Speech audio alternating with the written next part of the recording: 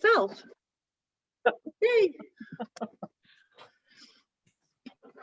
Hello, everyone, and welcome to another exciting Finance Committee meeting. I know everybody has missed us on our slight hiatus through the holidays, but we are back and we are so excited to be with you.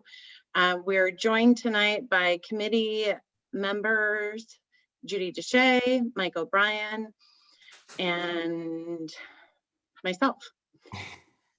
I was trying to count the three and I keep forgetting to count myself. We're also joined by our other incredible council members, Richard Conti, Tom Hoey, and Kelly Kimbrough. We have staff tonight. John Rafael Pichardo, Kashana Burt, Mike Wheeler, and Darius Shanafar. And we are also joined with some people to talk about the 76 project, Stephanie Ferradino and the incredible Kelsey, who needs no last name. But she's with us. So I think what actually I would love to do is maybe we should kick it off with the, I was going to start it with the 76 project, but I'm assuming Sonia might want to come on that. So maybe if we started with resolution number 13.21.21R, and discussed that. And Mike, I'm not sure if that's something that you can speak about. We do have the write-up. I mean, the write-up is basically HR has requested, they have a vacant human resource generalist 1, and they'd like it to be changed to a human resources generalist 3, together with a increase in salary as soon as possible. Yeah, I can speak to that. What's happening is we're expanding the role really of the Chief Diversity Office, and Angelica's has become quite overwhelmed. So we're looking to upgrade the HR generalist position to a level that would be able to handle internal investigations for discipline. So we want to raise the standards for that position and also the salary to attract the right person who would be able to handle those responsibilities. Excellent. Are there any questions from committee members? Any questions from other council members? Oh, go ahead, Mike. Now, is somebody who's already working for there going to evolve into this position, or is it going to be a totally new fill? We think it's such a unique skill set that we are looking to go outside, but I believe PG may have a candidate internally, but I think that for the most part, we're looking to cast the widest net that we can because it is such an important and pivotal role within the organization. So it's a combination of both, I guess you could say. We're looking at the best candidate we can attract. Excellent. If there are no other questions, could I get a motion on 1321.21R? Moved by Councilmember Deshay. I move it out. I recommend we move it out with a positive recommendation. Can I get a second? Thanks, Mike.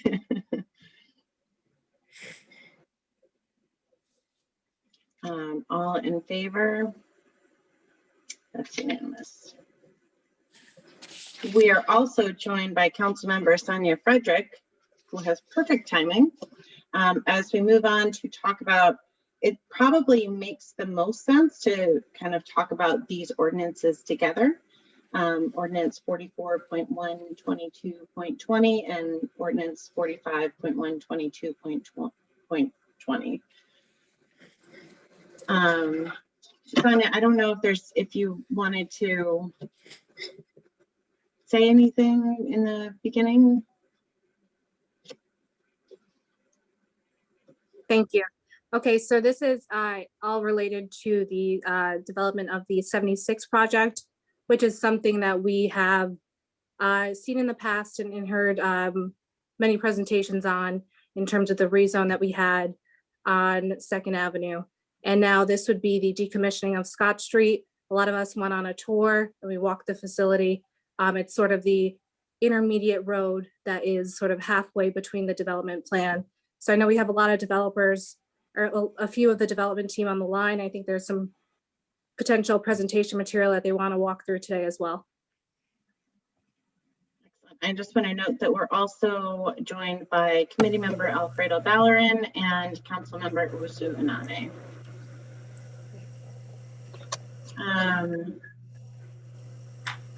So why don't we start on, I know that, and not to put questions in your mouth, Judy, but yes, a very important question about possible protections in this if the project were not to go forward. So I believe there were some discussions about restrictive covenant on it, just so they don't end up with a street and we don't end up losing a street if, of course, we want the project to go forward, but just in case. Pierre, I don't know if you can speak to that at all. You're talking about with the deed restrictions if we were to sell. Yes. So with discussions with Corp Counsel's office, this is a in-kind exchange. So the 76 are proposing a upgrade of the infrastructure surrounding the area and on the property itself. And this is an in-kind exchange of the valuation of the improvements is about 1.6 million, I believe. And so, excuse me, sorry. This would give the property in exchange for those exchanges. And and in talks with it, we corporate counsel is fine with putting deed restrictions that if the project does not go forward, that the property will revert back to the city of Albany. But it just says for council members to understand, it's a two-step process. So the ordinance 44 is closing the street and decommissioning it. So that's the first part, and then that makes it a tract, land tract for sale, which is then the second ordinance. So it's two steps.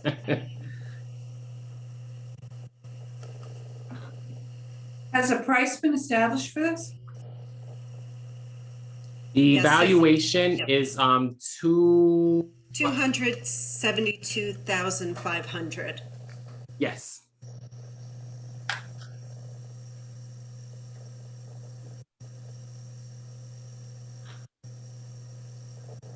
So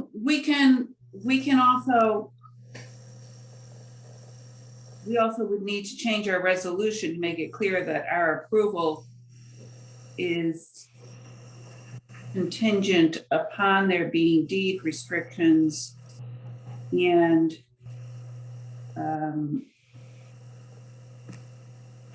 so Yeah. I guess we would not need, although, we're talking about a restrictive covenant. Does anybody else recall some discussions we've had about the city not enforcing a Yes, restrictive covenant? This is actually more so a deed restriction. Sorry, restrictive covenant is the wrong term. It's deed restriction. All right. So the reason my thoughts go all over the place, and the reason I'm wondering if it's also appropriate, in addition to saying that there would be deed restrictions, to also further clarify that our intent is that due diligence be made regarding the financial viability of this project overall, and having financing in place before we actually execute on the deed. I think that would be, I still think that would be appropriate. I don't think that we want to have this whole thing decommissioned and pending for an inordinate amount of time. It seems to me as though the transfer should only take place when the other pieces are sufficiently in place that construction is imminent.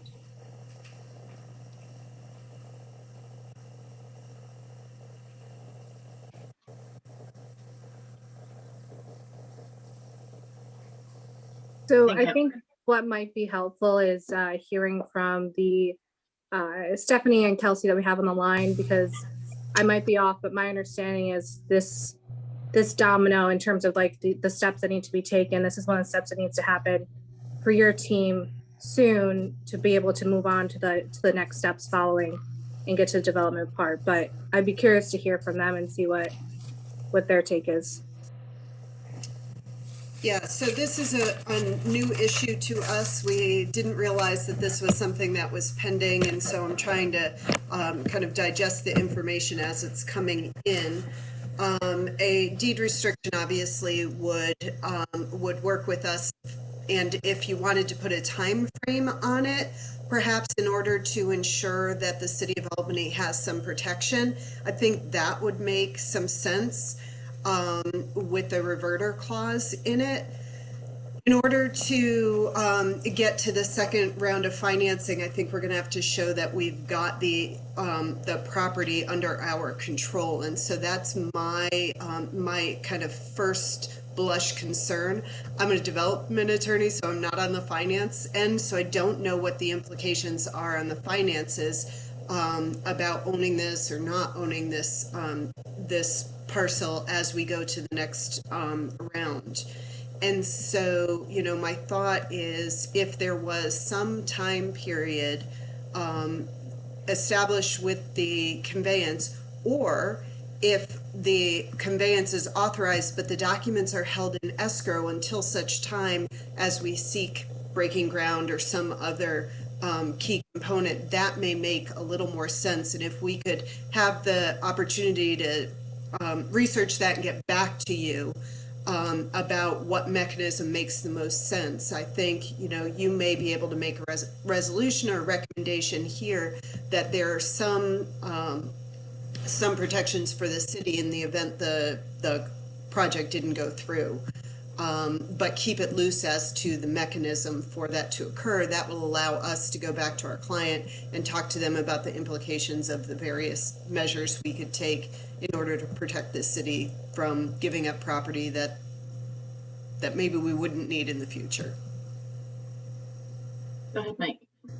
So could you give us some proposed language before this is what I'm thinking of. The committee tonight might approve this contingent upon receiving some provisional language about some workable language about the deed restriction from you before it comes to a vote at the next council. Absolutely. I mean, I've seen us do that scenario before. Judy, do you? Well, but as I was listening, generally in terms of getting financing to show that property is under control, what most developers do is they have a contract for sale. And if we would be authorizing the contract for sale with the deed restrictions, I'm not sure why that would create any kind of problems. I mean, you know, that's a basic real estate thing. You have your contract for sale, then you go off to your financer, and you don't execute the deed before you go get your financing. You go off and get your financing, and then you come back and you say, okay, we now have the financing in order. Now we can execute on the contract for sale with the deed restriction. So I'm not sure that I see the challenge here with us essentially saying there's going to be a deed restriction, and also that the transfer will not take place without the financing for the project. The assurances that the financing for the project is in order for it to be able to, for construction to proceed on a relatively immediate basis or something like that. Yeah, I think what you're proposing in theory sounds right, but because there is an entire financing team working on this, I'd like to run it past them just to make sure that they're comfortable with whatever it is that we're proposing, I feel out of my element in making a determination that may or may not impact discussions they've already had with the financing team. So because this was a surprise tonight, I want to make sure that we're doing it in the proper and correct way. What you're absolutely perfect, but I don't know that because we didn't anticipate this part of the discussion coming tonight. And we've got a whole team working on the financing component of it, and I'm not part of that team. So I just want to make sure I'm not doing anything which impacts them in the future. So I recommend that we go ahead and we have a little bit further discussion about the status of the project, and for you to work with our council on some language. And Ginny, I assume we're going to have further finance committee meetings coming up. We have some other bills, but it will push the voting this through off. So I'm not sure where you are in terms of needing this done, but this is definitely going to delay our being able to vote on it. So I mean, it's entirely up to you. We can, if that's something that is doable, then I'm, we're happy to put that off. Or we could vote on what I'm suggesting, and then if that doesn't, and then if people say, "Oh, that doesn't work," then they can come back to us and that would be my preference. I would prefer to vote on what Judy is saying, because that does make sense. It's not an outrageous thing, but if it doesn't work for you, then we can certainly come back and discuss, something different. But then that doesn't potentially delay your project in a situation where the finance team comes back and says, "Oh yeah, that would have been fine." Would it be good if we make it subject to, and I'll keep an eye on it and I'll oversee and make sure, because I won't put it on the active calendar until we get that information. Right. That would be fantastic. Yeah, we voted out of committee with those changes, and then hold it until we hear from Stephanie that either up. Richard has his hand up, and I would love to hear from Richard on this.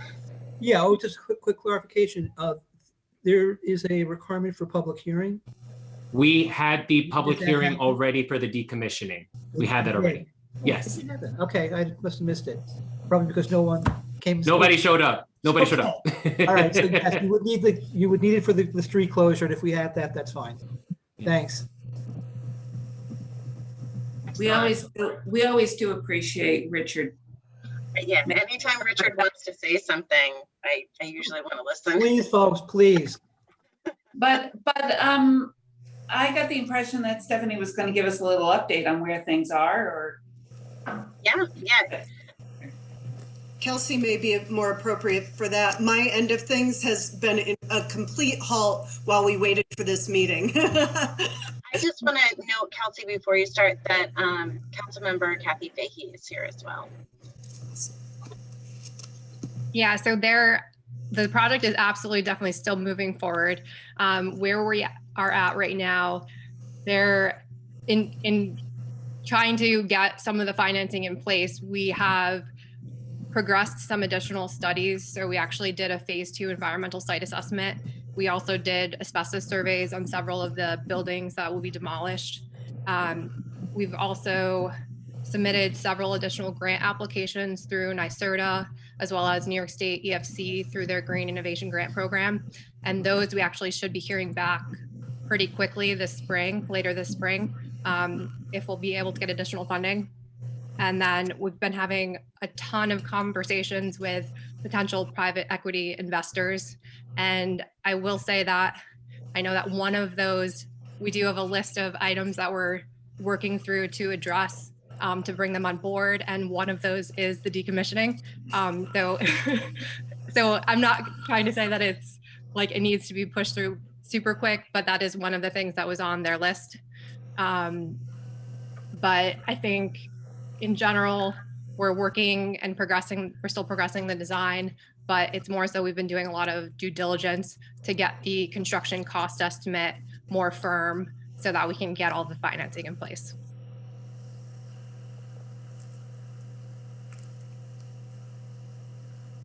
Excellent.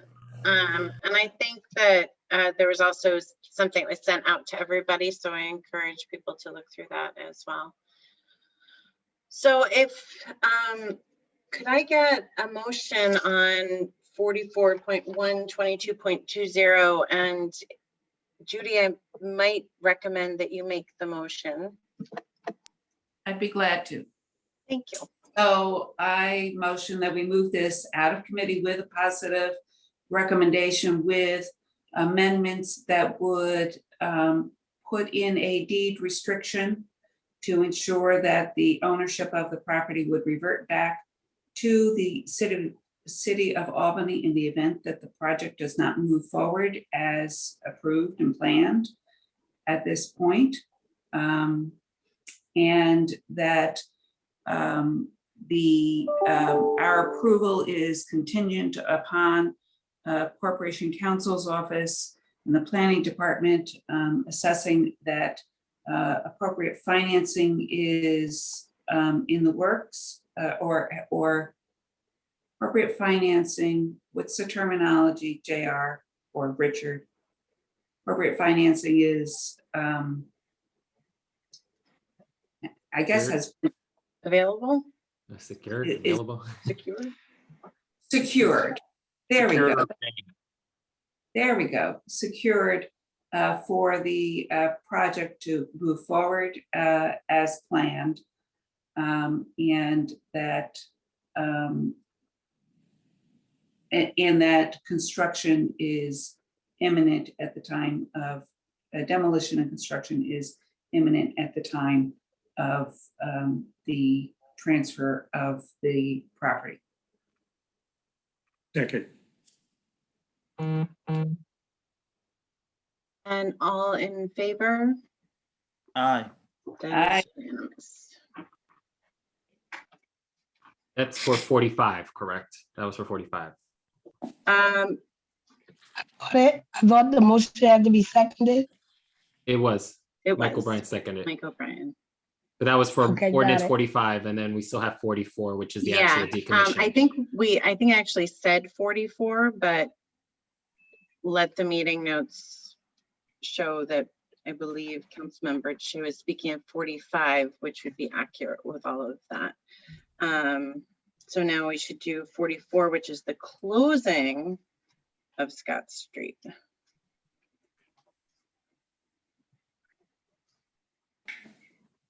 Could I get a motion on that? Yeah, so that doesn't involve all those contingencies, because just as the city can close the street, if it still stays the city's, they can reopen it. So I would make a Correct. motion for a favorable recommendation for that. And a second, Alfredo seconds. If I can just comment here. This resolution does say this ordinance shall take effect immediately after public hearing and final passage. Mhm. And we had a public hearing on it. Right, so we're ordering and we're passing this, and we're ordering and directing that Scott Street be discontinued and closed, essentially effective immediately. Is that, are we ready for that? But they don't necessarily have to do anything if it's, I mean, I guess that would be a question. It's still a street until they take it apart. Yes. Yes. So in fact, it's at the discretion of DGS. I mean, isn't that workable?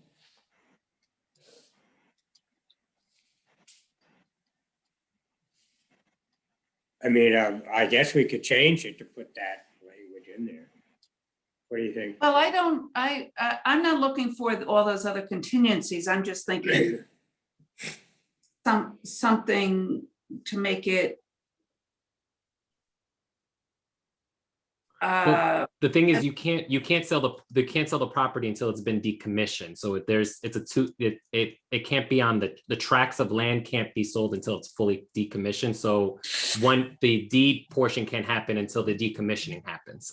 Well, I understand that, but I don't know enough about that street and its condition right now and who's using it and what potential legal ramifications this has if this takes effect immediately. I think saying something to the effect that this ordinance shall take effect immediately after public hearing, contingent or subject to the mayor's office making a determination that the closure is appropriate. It still has to be voted on by the full council. So this is a question that we could ask between now and when we vote on it. It's not something that we have to bring forward. That could hold it off from the active calendar until then. So. Right. Could you just say decommissioned in advance of conveyance so that the decommissioning happens right before the deed gets filed? Okay, JR, would you have any problem? I think that could work. That could work. Sounds good to me. Yeah. So Stephanie, last time I checked, there's only 2 or 3 houses that the 76 still has occupancy in there last I checked. Yeah, I think it's 3. Sonia, did you want to add anything? I think that language that Stephanie recommended makes sense. To answer Judy's question specifically, on Scott Street, are there any, I don't think there are any homes that are in use, unless that was what you were just referring to, Stephanie. No, I think all of the occupied homes are on Leonard. Oh yeah, they are. Yeah. They just use Scott Street as a parking lot, right? So could Stephanie just read that language again and JR can make a note of it? Yeah. I would just say that the decommissioning occur in advance of conveyance, which really just means that it doesn't take effect until such time as the city wants to sign the deed. Okay. Yep. As the deed gets conveyed, then Scott Street becomes our issue to resolve, whether it gets closed or open or available through traffic. Becomes our headache, I guess. Excellent. So I believe we are now ready to vote on this. So all in favor? Aye. That is unanimous. Darius is funny. I'm not counting your vote, Darius. I'm sorry. Excellent. Well, thank you so much. We appreciate you coming in and working through this with us. Thanks again, and we'll be in touch with JR to ensure that we can move this forward. Thank you again. Excellent. Excellent. Thank you. Good luck with the project. Thank you. So next we have our treasurer and our budget director here to kind of give us an update on where we are in terms of finances, and also to potentially discuss how the state aid picture and federal aid picture are looking, understanding that we know that you have no real hard numbers, but anything that you can kind of give us to direct us, like any processes that you're going through, updates would be very, very helpful. Where would you like us to start? At the beginning. Do you want to start with the Third quarter? breakdown of the revenues and expenses that I? Yeah, out why and don't go we through do that? that? Let's start with the knowns, and then we'll work towards the end. I will say, frankly, the third quarter report at this point is really not all that relevant to discussions. More so, what Mike produced today is actually more, I think, relevant. So Let's talk about that. all right. All right. So what I've been doing for the last year is going through all the accounts individually, looking at, what we have in, what we normally get, whether or not COVID has affected or announcements been made to affect any revenues or expenses. And I've been applying it to this particular format where I'm rolling everything up into the categories that we all recognize from the budget book as the major budget categories. It's, honestly, because we're talking, if we hundreds of accounts and thousands of lines to work through, I think this is the best way to represent it in a way that at least I can walk you all through it and explain what it is we're looking at. Obviously, Mike, can I just break in for a moment? Yep, sure. I think my third quarter report that everybody has reported that essentially we were doing okay as a city. The budget was not really off kilter too much. The fourth quarter, I think what we ended up seeing is the cuts in state revenues hit. And over the course of last year with Mike and all of us here at the city budget and treasurer's office, we're kind of working around the issues that we had financially last year. I think we've come out in pretty decent shape overall, considering what the hand we were dealt. But again, it's largely because of the state coming through, with the capital cities funding, although not to the extent that they were supposed to. And because we were able to use our debt reserve to pay off some of our bonded debt last year. We were not scheduled to do that, so we used that reserve money for operating expenses essentially. And that got us to a place where we're projecting the use of about $4-ish million in fund balance from last year, that representing the overall budget deficit for the year. I think everyone should realize that what Mike has provided and where we're still at right now in the closing process, that number could change. We're still going through accounting adjustments and closing out purchase orders and things like that. But generally speaking, we are, we're in decent shape for now. That doesn't mean that the worries and concerns are over. They're really still there. And we were lucky that we had some reserves on hand, and the state came through to the extent that it did last year to enable us to get to this point. So now Mike can talk about how we rolled up everything and what is presented to you for what are the preliminary year-end numbers. Well, I could if my computer just didn't crash. Hang on just one sec. So generally go ahead, Judy. Can I ask a very basic question? So you're going to be using the one-page summary that you provided us? Yep. Because the budget worksheet that you printed out for the end of the year, I think. It's interesting. I'm also noticing it's budget year 2021, but I think it's 2020. Yes, it should be 2020. I'm sorry. Yeah. So that, I cut to the chase. I go to the last line and it shows an $8.5 million difference, 8.5 versus the 4.2 million that your little cheat sheet has. And before I sort of buy into just reviewing the cheat sheet, summary sheet, I want to understand why there's that kind of big difference. The reason that difference is there is in basically with what's printed from the ERP system is what's been booked as revenue and expenses into the system. I'm still anticipating about $5 million in expected revenue for 2020.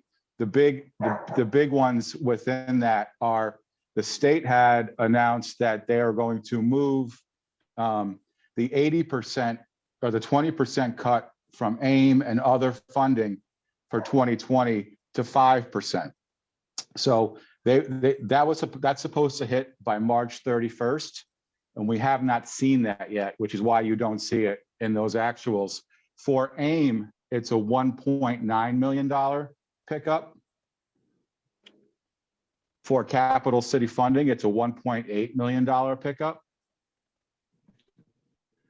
And then on top of that, we also have multiple grants, mostly police grants that total over $1 million that generally at this time of the year, police and can, in our treasury office, book this revenue really towards the last piece of closing out the books. And that's well over $1 million in revenue from police grants that should be hitting that revenue account also. So that's why you see that difference is it's anticipated revenue that I'm putting in my forecast that just hasn't been booked into the ERP system yet. Essentially, what we're seeing here is a snapshot of where we are right now, as opposed to what would actually be my final report that comes in May or June. Right, I'm putting what I expect in the forecast, but the breakdown from the ERP can only tell you what's in the actual accounts. So when you say that there's going to be a $1.8 million uptick on capital city funding, I thought I had seen in here where a reduction, but it wasn't a full 1.8 million. Are we going to be getting 12.5 on that this year? No, because you have to remember, because that's what we budget for 12.5, but the state has settled on 12, so it's always off of 12 million. So we're going to have a 5% reduction of the 12 million. Okay, I'm going to let you go on, and I'm going to look for that piece in my thing to straighten me. Oh, here, 10.8 million is what we show being booked already. Okay. But that if it's supposed to come up to 12, then that would be 1.2 million, not 1.8 million in capital city. Hang on one sec. I'm looking at page 7 of the 57-page document.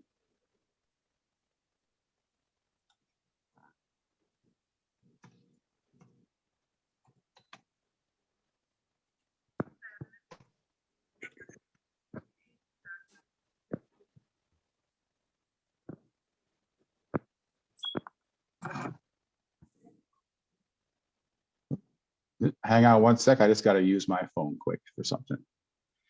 I'm having some technical issues. Just one sec.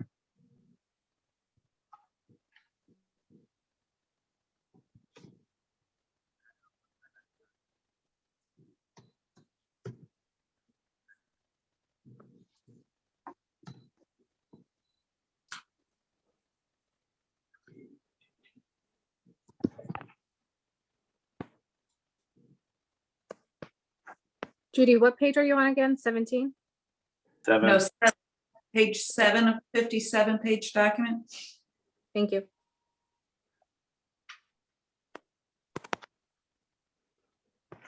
A $1.8 million uptick in capital city aid would assume we're getting 12.6.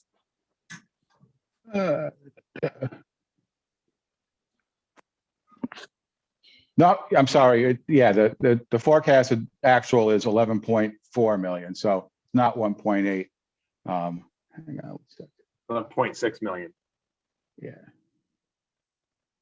Because, yeah, 5% reduction off of the 12 million is 11.4. So the breakdown has the correct figure. I'm sorry, you were breaking up on me, Darius. Mike's breakdown sheet has the correct figure. But the Right, bottom line, that other additional revenues are expected to come in from the state. That's why there's a difference in those figures. Yeah, you know what? I said 1.8 off my handwritten note. That's why that's incorrect. It should be, you're right, Judy. It's the total is going to be 11.4 that we're going to receive for capital city funding. All right, so we're going to get another 0.6 million out of that. Yep. All right. So that doesn't quite add up to the difference between the 8 million and the 4 million. But we'll have to see if the state listens to its word. Right. Okay. Thank you. Okay. Mike, if you don't mind, I just want to note that committee member Jamal Robinson is here. Sorry, I missed you earlier, Jamal. And I am sorry, but my system is not allowing me to maneuver through it. So doing the best I can. Let's see. Do you need JR to put the document? Yeah, you know what? If you could put the document up and I just switch to my phone and stay off video, that probably would work the best. Sure, give me 1 second. No, I can at least speak a little bit here right now. I think some of the things we were concerned about earlier on the year was sales tax. As it turned out, sales tax, the dip we saw in the second quarter was really the only aspect of it that really put us under budget. So we ended up at about 2.4 or 2.45 million under budget for sales tax for the year. We were hoping that it would have been a better year for sales tax than what was budgeted. It didn't turn out that way, but only being down 2.4 is actually not terrible. I think what else? Some of the revenues, parking revenues were down, given that we had basically stopped ticketing and booting for 2 to 3 months. Landfill inflow was down a little bit. We talked about debt reserve. We talked about AIM and how that's going to be brought back up to a certain extent. Recording in progress. Good. Oh, actually, I seem to be working now. Okay. Okay. All right. Thanks, Darius. So with the state aid, once again, that was adjusted up for only the 5% reduction. But what we're seeing in that particular reduction is really not direct AIM as much as other revenues that we normally see that we're anticipating losing. The biggest ones are certainly the reimbursement for the court security. We did not have with the courts being closed for a time, we did not have as much police presence in the courts as we do in a normal year. So that I'm anticipating to be a $750,000 reduction. Obviously what's in there also that we're not receiving this year is our normal reimbursement for the summer youth program, which is about $400,000, but that obviously is offset by the reduction in expenses on the other side. So I'm just trying to really give you the highlights of where these numbers are generating. I can obviously provide more detail upon request. Like I said, it's a lot of information. So to kind of do this each line by line, we'd be here until 4 a.m. So what I'm anticipating is that I follow up tonight with more detailed information. But essentially, what you see on state aid isn't really this AIM itself. It's about 20 accounts of other types of state aid, whether it's grant or normal funding, that is contributing to that reduction. And with court security, the biggest one are the court security is AIM, and a couple of police grants that look like they're not coming in at the same level. But like I said, that could change, especially with those police grants. They could have, obviously it's not going to go down from what we have, but it can only go up. So we may get more of a pickup in state aid than what's showing there due to when we finish out those police grants. The ones I've included in my bottom line are ones that I know are definitely booked, and we're just waiting for that. But there's still some outliers I'm following up on that I don't have all the information for on now. So I'm not putting in my forecast as expected revenue just to be on the conservative side. Mike, maybe you want to talk about on the expense side, both the salaries that were higher than the budget and also the operating expenses that were lower. Yep. On the salary side, the reason why first you see the reduction in the amended salaries, which really creates that variance, are two major components. We moved $800,000 from temporary help from summer youth to move back into retiree health, which this is the highest retiree health year we ended up having in over 4 years. So that was not anticipated. Earlier forecasts based on what we had so far in the year and the last 3 years had me pretty much even with what was budgeted, but unfortunately, we did exceed retiree health by, as you can see, about $892,000. We did have to move some salary money from temporary health to cover that. We also had to move some money in DGS salaries to cover the snowstorm, which is looking like it's going to come in between a $750,000 and a $1 million snowstorm. And the difference between this one and the one we had last year is last year we had FEMA reimbursement, and right now it's not looking like we're going to see any FEMA reimbursement for that particular snowstorm. So that was a large hit at the worst time. So that's why the salaries are looking higher. And also with those salaries, that number actually does incorporate the about $1.7 million that we took on for the settlement of the APSA police contracts.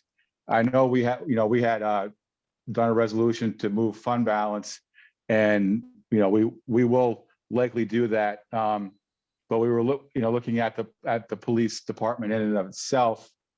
We're going to use whatever fund balance we need to balance police for the year because of that. But if you factor in some of the hits we've taken with settling that contract and not using that fund balance yet, we really finished right about where our original adopted budget is. So all in all, the hiring freeze does seem to have had an impact and really kept that number somewhat, level to what was in the adopted budget, considering we had some movement out of it and also a big contract to pay for. So with health insurance, we continue to see generally surpluses year over year there. This is attributed to to the hiring freeze in some level as well. Obviously, we all know we have to exceed our vacancy savings to really see that savings.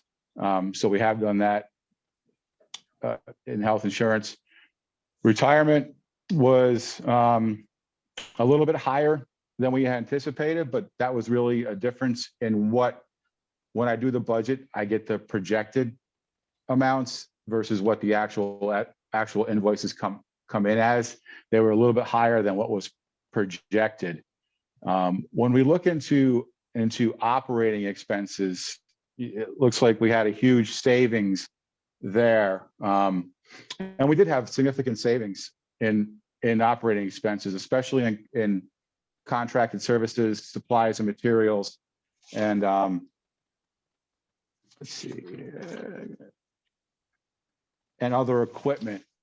But that adds up to just a little bit under 5 million. The big difference why you're seeing the 8.2, and I know this is going to get a little complicated. When you get up into the all other category where you see that big deficit in revenue on the bottom line, on the revenue line, you have to remember about $3.5 million of that is what we book in the budget that HUD has us booked for housing and development. So although it's in the budget, that money does not land in our actuals. It actually just goes through a pass-through outside of the budget. So that's why those variances are actually larger than what you're seeing here, but they offset on both sides, so they don't affect the net. But the spending protocol certainly did yield almost $5 million below budget from the amended budget. So we did see some significant progress there. And like I said, once again, that's hundreds of lines inside those three account lines. Well, at least around 100. So I can provide that level of detail following this. Tonight is really just kind of to establish where we are overall and what we're looking at. And Judy, the next thing that's relatively significant is to your question, your email earlier about having this significant of a reduction in debt service and still having that gap. And I know we addressed that the size of the gap you were seeing in the actual ERP versus what the forecast is, but Right. the way that the debt service payment works is we do book it as a revenue on our revenue side, but it doesn't pass through the system as a revenue. What happens is that amount is deducted from our debt service payment. So you see that reduction in the actual debt service payment, not as an increase to revenue. So when you look back up at the 1.8 million in the revenue section, it looks like we're not getting that revenue. We're not. It's just being offset down on the expense level. And with that debt service payment of 1.8 million, we did add an additional 3.5 of our reserve to bridge this gap even more, which is what brings us down to the 4.2 million as our budget gap. And that's our budget gap minus the 3.5 million that we allocated through the debt reserve. So we're still looking at about a $4.5 million deficit that we'll have to use our fund balance to address, which we still currently have the 14.4 available. So that would bring us down to about 10.2 for 2021. If we were to have a similar year like we had in 2020, obviously we'd be pushing using up those remaining resources in their entirety, which is why the stimulus is so important.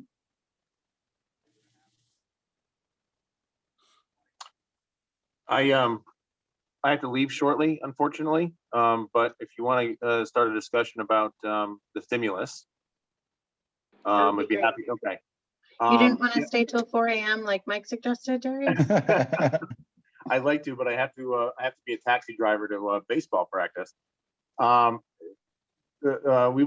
now that it looks to be that I think it's going to be a real thing for us, and will be, I think, significant. I think we've begun to really discuss with the budget office and with the mayor about, you know, where does money go? And there's a few concerns that we have. Number one, first and foremost, just because, you know, the state and localities will be getting, you know, COVID relief from these bills.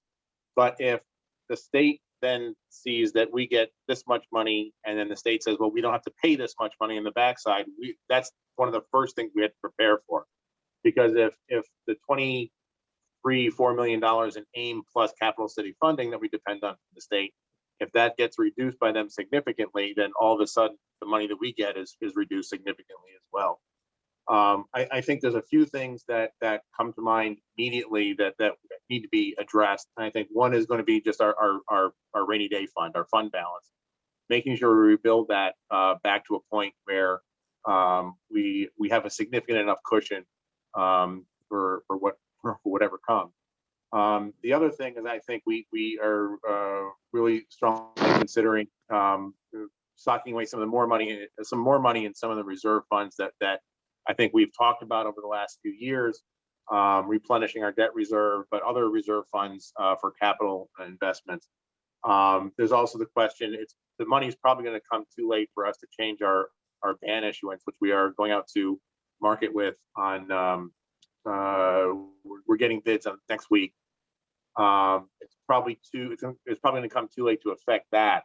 But I think we also need to consider what and how much we would be able to apply to the ban issuance next year, so that we would pay down some of our debt rather than go out to borrow again.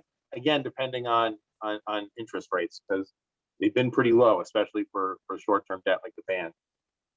And then, of course, we have the labor side. We have contracts that need to be settled, and it may provide a way for us to not only settle the contract, but settle some of the hopefully sometimes irritating legacy issues that are in the contracts, like the things that essentially force us to have a weekly paycheck instead of a bi-weekly paycheck, things like that. So those are some of the things we're looking at, and then after that, seeing what's left and what we can reasonably talk about after that. But again, we don't know the figures yet, and they're really in the very early stages of it at this point. I don't know if you have anything you want to add, Mike. Yeah, I just want to kind of reiterate with Darius that we are concerned that, you know, this stimulus is designed to basically help us recover from COVID over the next, you know, 3 years or so. And the concern is that if the state is bypassed with the stimulus and are still looking at their deficit, there's a possibility that they could determine that since we're getting this amount of money, we might not necessarily need to have our normal state funding. If you were to take that over a 3-year period, you would be looking at capital city funding and AIM at over $25 million each year, which would essentially kind of wipe out that stimulus. So there's a lot of uncertainty in this at this point. We're hopeful, we would like to think the state would not do that to municipalities, but it's, you don't know for sure. So nice of you. Yeah, so, and ideally we would love to, like Darius had said, get our fund balance finally up to a level where, we feel like we're stable, and to also, we really would love to use it as an opportunity to reduce our debt and to pay off our bans and to establish real reserves for capital outlay and not have to borrow as much over the next few years. That would be the ideal situation. So we can speak to what we'd love to do with the money, but to speak to how it's actually going to come down and who's going to try to do what with it is yet to be determined.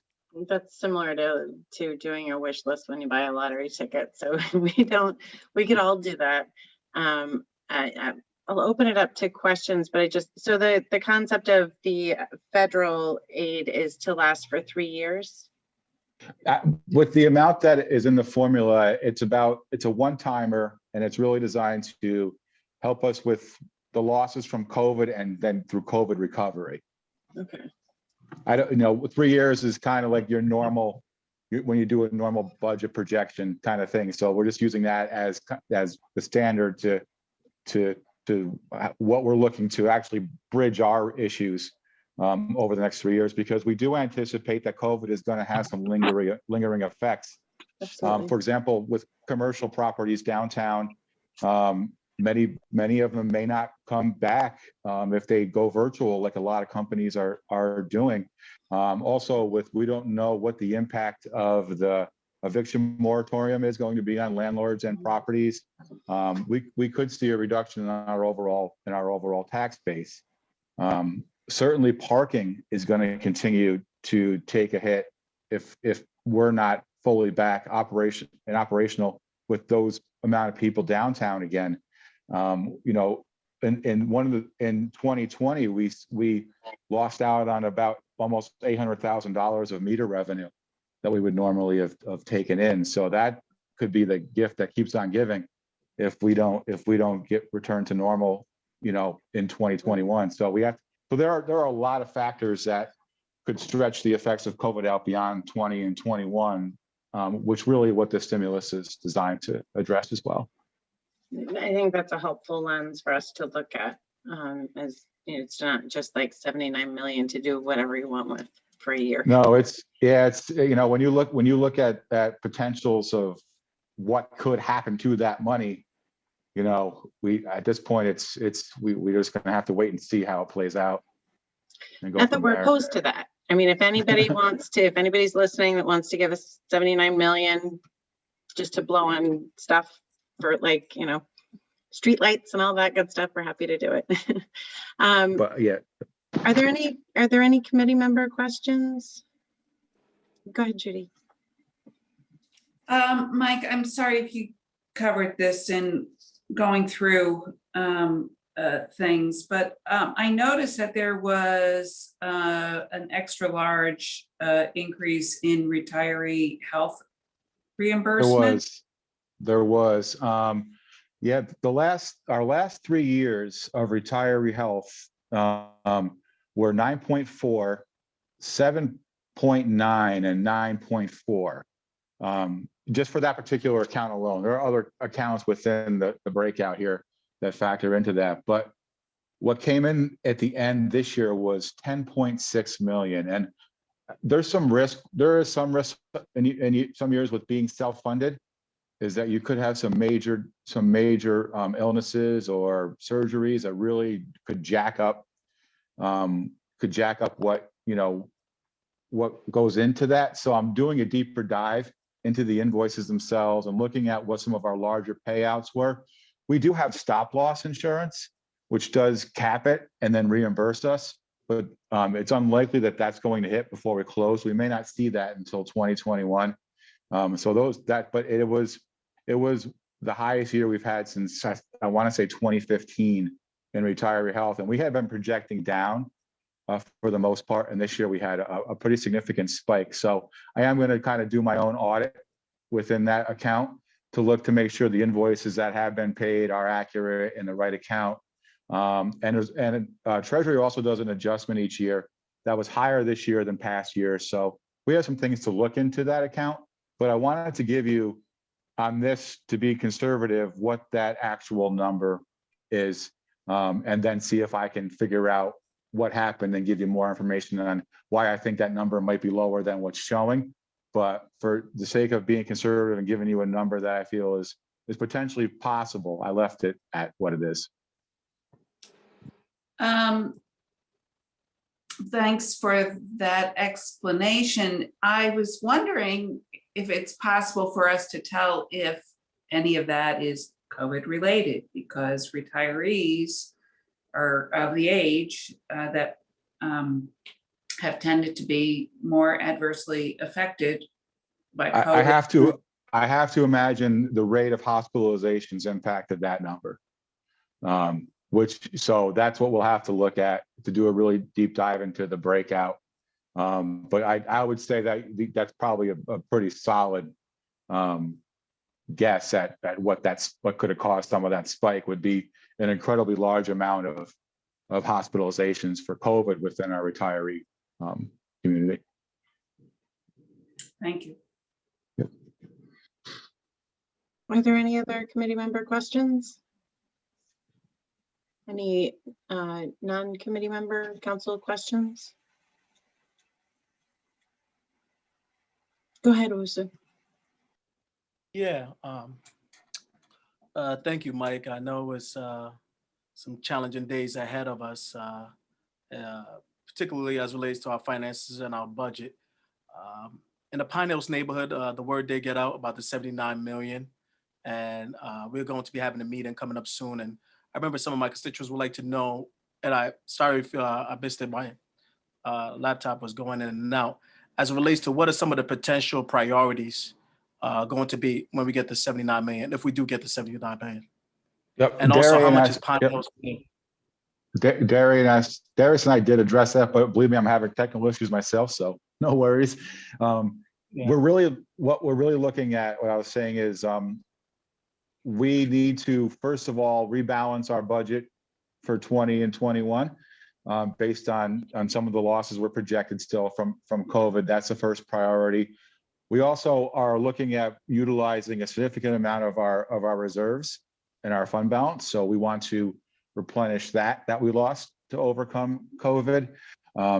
Ideally, we would love to use significant portions of that to reduce our debt, to create capital outlay reserves, to reduce. But some of the challenges that we're facing with that particular number is we don't know reaction to that is going to be. There is some concern that potentially the state could pull our AIM funding and our capital city funding because we've received this aid directly and they may not have gotten a similar deal. So there's still a lot of uncertainty of what that final number is going to be. We also talked about some of the potential continued revenue losses, particularly to our tax base, to our parking, and some other things that COVID may have lingering effects on that we have to address. And really that the stimulus is designed to protect us from the pain that COVID has already caused and the pain that COVID could continue to cause as we still work through our fiscal recovery. That could also still relate to sales tax and how the economy overall recovers. So it's not, I just, I've been here long enough and on this planet long enough to know that I am not counting on $79 million. And we're just going to have to kind of wait and see what that final number is, how it comes through, and how others react to it. Yeah, and just a follow-up, I remember the mayor's State of the City address. I think the mayor said something to the effect that if it wasn't for the pandemic and the loss in sales, we'll be giving residents a tax break, a tax break, or just lowering property tax. Sorry.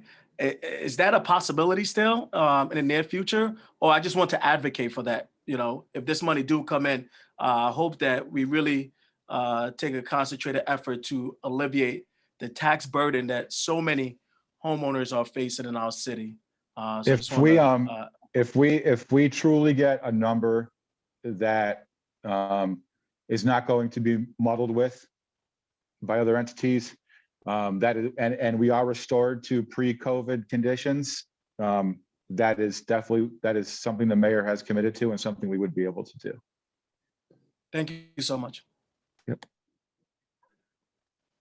Are there any other questions?